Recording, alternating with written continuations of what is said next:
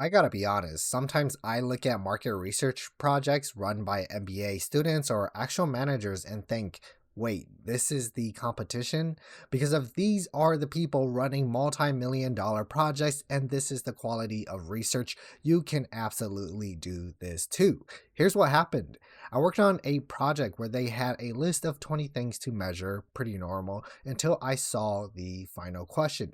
Now, it was a rank question, which is fine, but typically in surveys, it is best to minimize them. But, anyways, it was rank your top 5 items. And right after that was now rank your bottom 3. That's it. No context, no logic check, no balancing. The question itself didn't make sense, and not all items were being ranked. Some were double counted, and the data literally couldn't be analyzed properly because does the first thing that you're testing, is that considered a 1, or is it the last thing that you're testing? So it's a bit confusing. Now, if you think about it, if half of your items are unranked, you don't know if they're neutral or just forgotten.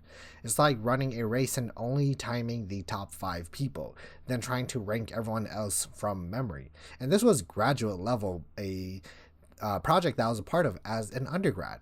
If these are the people that companies are trusting with to make data driven decisions, and they're MBA, so they're going to be a manager of someone, no wonder half of these business insights don't go anywhere. But let's be fair, this isn't about dunking on students or managers or even trying to make a past experience bad, because I did love it and I learned a lot from it, especially more about company culture and corporate and stakeholders. But it's a reminder that good research is rare because people often rush it or just don't know and aren't willing to learn.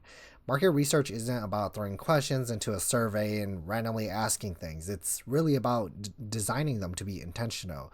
And that's why we usually start with a super long 8 step list before you even get to research in the first place.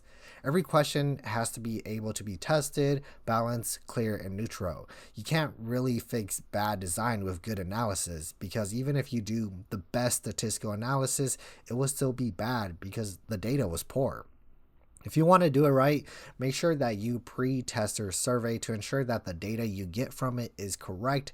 Even just 3 people will expose what's broken. Additionally, it's important to keep your scales consistent.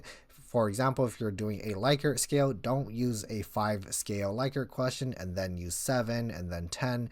Always keep it the same. Additionally, you want to minimize rankings, as I said, but it's important to still use them if your analysis and methodology calls for it. And always ensure that you align every question with your research objective or answering to test your hypothesis. So don't ever doubt yourself doing market research. If managers and MBA students are getting by with broken surveys, you can absolutely build better research even as a solo entrepreneur or a early career analyst.